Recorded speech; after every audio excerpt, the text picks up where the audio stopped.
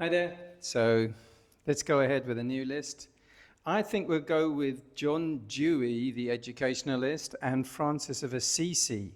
Let's see what happens when they meet the Buddha in conversation.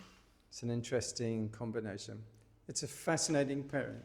John Dewey, pragmatic educational reformer, and Francis of Assisi, devoted to poverty, simplicity, and compassion for all living beings. Let's explore their meeting with the Buddha. John Dewey. John Dewey, 1859 to 1952, American philosopher, educational reformer, championed learning through experience, emphasizing practical skills, critical thinking, democratic collaboration in education. Dewey believed education was a means to improve society and develop individuals to their fullest potential. Dewey might ask, Master, I believe in learning through doing and practical wisdom to serve society. How do we balance individual approach with the needs of community? Buddha might reply, Dewey, wisdom arises from mindful action, but true growth transcends all the things. Serve others not from attachment, but from compassion. When you cultivate virtue, the benefit spreads naturally, like a lamp lighting others. Sigala Ovada Sutta might be relevant. The duties of individuals to their families and society. The Buddha aligned Dewey's things. All right, Francis of Assisi, 1181, revered for renunciation of wealth, simplicity, compassion for all beings. Famously preached to animals, saw nature as a reflection of divine beauty, lived a life of service and humility. Master, I have sought to serve all beings. How does one love the world without being bound by it? The Buddha. Francis, to love the world skillfully, see it as it is, impermanent, conditioned, and without self. Serve with a heart free from craving and clinging, and you will find balance, compassion. True love seeks no possession, but gives willingly. Relevant sutta, Karaniya Metta Sutta, on loving kindness, resonates with Francis' compassion for all beings. The dynamic between Francis and Dewey. Dewey might have admired it, but question that material progress renunciation. How can you renounce society and then benefit it? Assisi might ask, what if gained if progress leads to attachment and suffering? Buddha, both of you seek to uplift others, but you through renunciation, you through progress. Engage the world with mindfulness and a heart free from clinging, and your service will benefit all. The middle way, as taught in the Dhammacakkappavattana Sutta, SN 56.11, could unite them. Both practical action. This brings out themes of service, simplicity, and education as pathways to wisdom. Dewey's focus on practical reform and Francis on humility, both align with the Buddha's teachings on mindful action and compassion. Let's move on to a new pair. Robert Peel, the founder of the Metropolitan Police Force, and Alan Turing, the maths expert and cryptoanalysis genius who cracked the code there during the Second War of the Enigma, and controversial character. So Robert Peel, Alan Turing, going to see the Buddha. What might come out of that? Metropolitan Police Force of London, and this pairing, Robert Peel, modern police force, Alan Turing, brilliant mathematician, fascinating juxtaposition, innovation. Both were influential in their fields, but faced significant personal and societal challenges.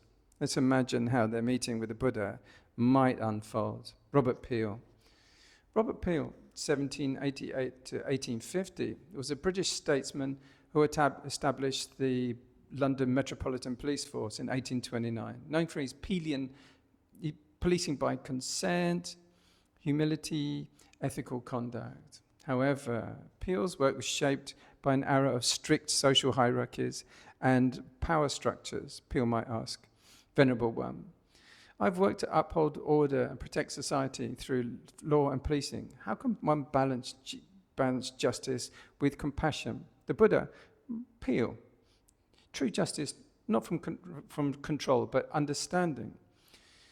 Wisdom frees it. Treat them with compassion and fairness. Power wielded without wisdom becomes a source of suffering.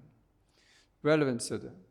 The Dhammacakka-Sihanada Sutta, the responsibilities of a just ruler, might resonate with Peel's ethical leadership. Alan Turing, he was a pioneering mathematician, analyst, and scientist. Breaking the German Enigma codes was crucial to the Allied victory.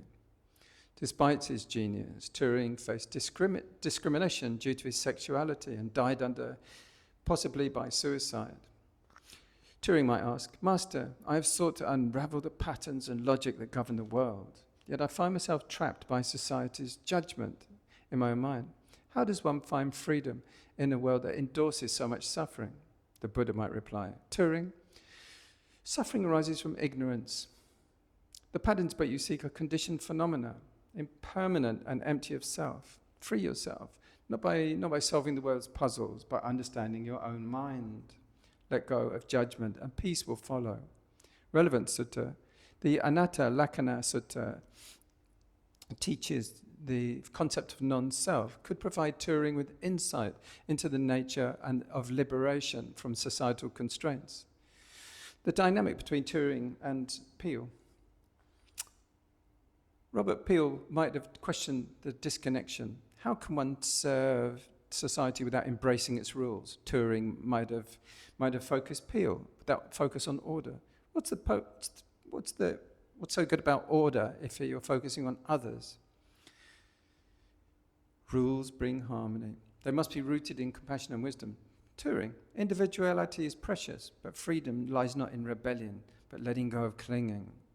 Seek balance between serving society and liberating the mind. Sigala of Vada might have served as a bridge, balancing the bridge between societal duties and personal integrity. Closing insight. This mighting would have balanced justice and liberation, focus on society order, contrasts with Turing's inner struggles and intellectual brilliance. But the Buddha might have guided both to see that true freedom lies in understanding the interdependent nature of all things. Let's move on to Pope Urban II, who launched in 1095 the First Crusade, and James Watt, the engineer. Very contrasting. Pope Urban II launched the 1095 First Crusade, and James Watt, engineer, famous for many discoveries. Quite a contrast in striking pair. Pope Urban II, religious leader who initiated the First Crusade, driven by faith and conquest, alongside James Watt, practical inventor whose improvements to the steam engine revolutionized the industrial age. Meeting with the Buddha, the contrast between faith-driven action and innovation grounded in logic and practicality. Pope Urban II, he's remembered for his pivotal role in launching the First Crusade, 1095, call to arms, aiming to regain Jerusalem from Islam. It also led to significant violence and suffering. Urban's motivations were spiritual fervor, military strategy, promise of salvation for those who joined. Urban might join the Buddha. Master, I call for a holy war to protect our faith and reclaim sacred lands. Does it bring divine rewards? The Buddha could respond, Urban, violence brings only suffering, not merit. Only in compassion do you get merit, not in land, but in a heart free from greed, hatred, and delusion. How can you find peace while causing harm?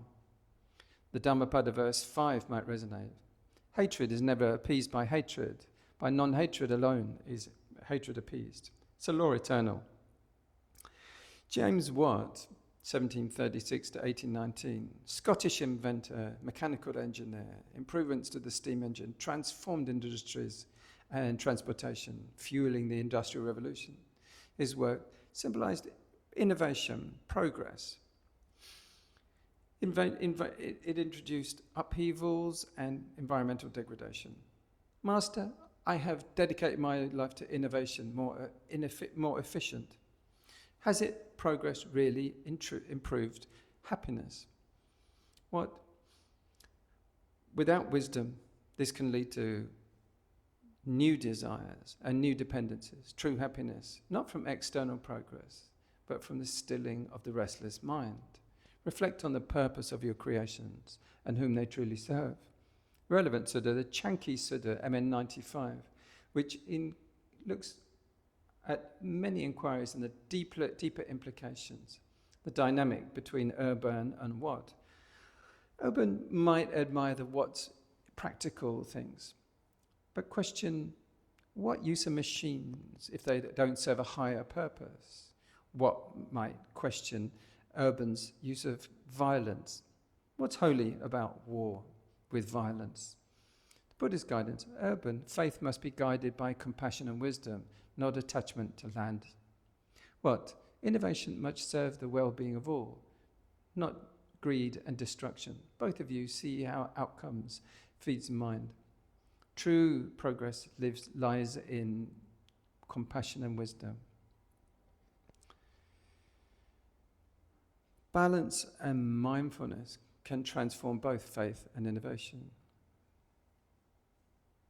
This meeting highlights the faith-driven action and technological progress. Buddha's teachings would likely steer both men towards seeing the unintended consequence of their pursuits, encouraging them to act with compassion and wisdom. Yeah, let's move on then. That's a nice pairing, very contrasting practicality and crusading fervor with violence. Another one, Saladin, Islam, military.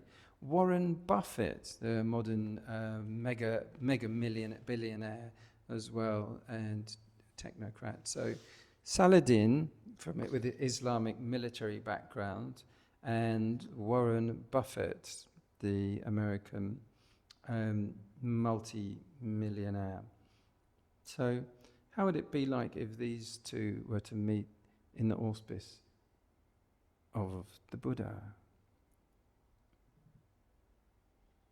Such a contrast in these people. Let's see. This pairing, Saladin, Islamic military leader, known for his chivalry and leadership during the Crusades, and Warren Buffett, modern business magnate, known for his philanthropy, offers martial strategy versus financial strategy, both rooted in their values and context. Saladin, in 1793, was the first Sultan of Egypt and Syria, leading Islamic forces during the Crusades. Not only for his military success, but his magnanimity, extending mercy to his enemies. His leadership was shaped by faith and defending his people. Saladin might ask the Buddha, Master, I've fought to protect my faith in my people, but war brings suffering to all sides. Is it possible to defend what is right without causing harm? Buddha could have said, Saladin, greatest defense is one of virtue and wisdom. Even noble intentions are stained by violence. True strength is not in conquering others, but conquering one's own heart. Relevant Sutta, Dhammapada, verse 201. Victory breeds hatred. The defeated live in pain. Hopefully the peaceful live giving up victory and defeat. Warren Buffett, in 1930, is born in 1930, is one of the wealthiest individuals, known for his long-term investment strategies and philanthropy, known for his defense, his huge wealth. He's known for pledging most of his fortune to charity, reflecting a practical approach to charity. Master, I have built wealth to get benefits to others, but is wealth itself a distraction from true happiness? The Buddha could reply, Buffett, wealth is neither good nor bad. It is how it is used that matters. Generosity born from wisdom frees the heart. Greed binds it. Use it not for accumulation, but to ease suffering and foster mindfulness in others. Relevant Sutta. The Dharna Sutta, Anguttara Nikaya, praises charity. It would praise his philanthropic efforts, the dynamic between the two of them. Saladin might admire the philanthropy, but question the detachment of wealth and spiritual guidance, asking, what purpose does wealth serve if it is not aligned with faith? Buffett might challenge Saladin's reliance on war. Can faith not inspire peace and cooperation rather than conflict? The Buddha's guidance, Saladin, faith must be rooted in compassion, not conquest. Buffett, wealth must be paired with wisdom, not attachment. Both of you seek not to protect your kingdoms, but protect others from suffering. True success lies in the mind's liberation. Sigala Ovada Sutta, Digha Nikaya 31, addresses ethical duties and generosity, could get those perspectives harmonized. This meeting would explore themes of leadership, generosity, and the consequences of one's actions. Saladin's martial context contrasts the financial world of Warren, but they both have mindfulness, compassion, and non-attachment. The last pair, Charles Darwin, naturalist, and Thomas de Torquemada, who was the Papal Inquisition initiator. Charles Darwin, whose famous Origin of Species theory changed the world and contrasted with Christian religious teachings. Thomas de Torquemada of the Papal Inquisition. An interesting pairing. One fervent, dogmatic, and sadistic. The pairing of Charles Darwin, revolutionary naturalist who changed our life through evolution. Thomas de Torquemada, Grand Inquisitor, infamous for enforcing orthodoxy during the Spanish Inquisition, represent different inquiry, theories, freedom of theories, and suppression. Charles Darwin, 1809 to 1882, profoundly altered the way humanity understood life. His theory of natural selection, published in The Origin of Species, 1859, challenged traditional teachings, facing criticism for undermining divine creation. Although he used to be with early in life, had a lot of faith, Darwin might ask, Master, I've studied the origins of life and found that change is constant, change shaped by natural forces. Does it go together with the origin of a divine plan of life? Darwin, these are not signs of a design plan unfolding, but just causes and conditions. Understanding this frees the mind of clinging to fixed ideas, allowing wisdom to arise. Relevant Sutta, St. Nikaya 12.20 on dependent origination aligns with Darwin's understanding of interconnectedness. Torquemada, 1420 to 1498, was the first Grand Inquisitor of Spain, key figure in the Spanish Inquisition. He enforced fierce persecutions, executions, torture on account of heresy at a great human cost. Torquemada might ask, Master, I have sought to defend the purity of faith by punishing heresy. Is it not righteous to uphold divine truth, even by force? Buddha, truth cannot be upheld through harm. Faith rooted in fear breeds suffering. True letting go of attachment to views is most important. Violence binds the mind to hatred, while understanding sets it free. The Dhammapada verse 5 teaches hatred is not appeased by hatred, but by non-hatred, directly challenges Torquemada's methods. The dynamic between them, Darwin might challenge Torquemada.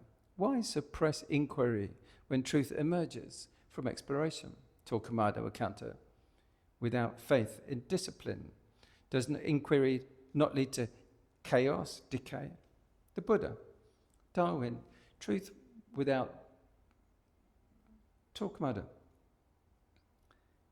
Truth is not found by force. It is realized through mindfulness and through letting go of fixed ideas. Both of you see that suffering arises when the mind holds tightly to what it believes. The Kalama Sutta, AN 3.65, encourages investigation and self-reliance, might bridge their respective views. So, this meeting will explore themes of truth, change, and the consequences of clinging to views. Darwin represents liberating power of open inquiry, while Torquemada illustrates the dangers of enforcing beliefs through fear and violence. Buddha's teachings could guide both towards a middle way that honors exploration, encourages detachment, faith without harm.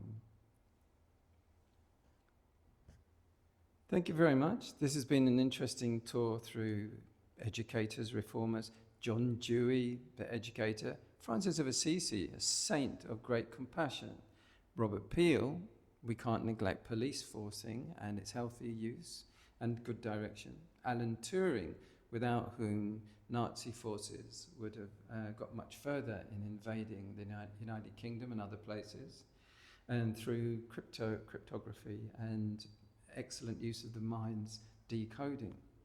Pope Urban II, who launched the first crusade to violently take back so-called holy territory, and having great many consequences even to this day. James Watt, the engineer, whose pioneering engineering made many happy people travelling by trains. No, they complain and they moan and it's never good enough, even to this day. So there's the sort of contrast there and the irony of technological progress. Saladin, Islam, military, defending Jerusalem, the other side of the story there from Pope Urban. Warren Buffett, with their enormous resources and yet advocating and practicing philanthropy greatly. Charles Darwin, evolution. Thomas de Torquemada, suppressing any form of inquiry at all, and only faith is what has to happen. So great many contrasts you can see between fear, things being driven by fear or curiosity, fear, progress, fear, violence. So lots of different sides of use, and always the Buddha harmonizing there in the middle and keeping away from extremes of views. Hope you've enjoyed this fast rush through these characters. Number 44. Take care, and wishing you all well.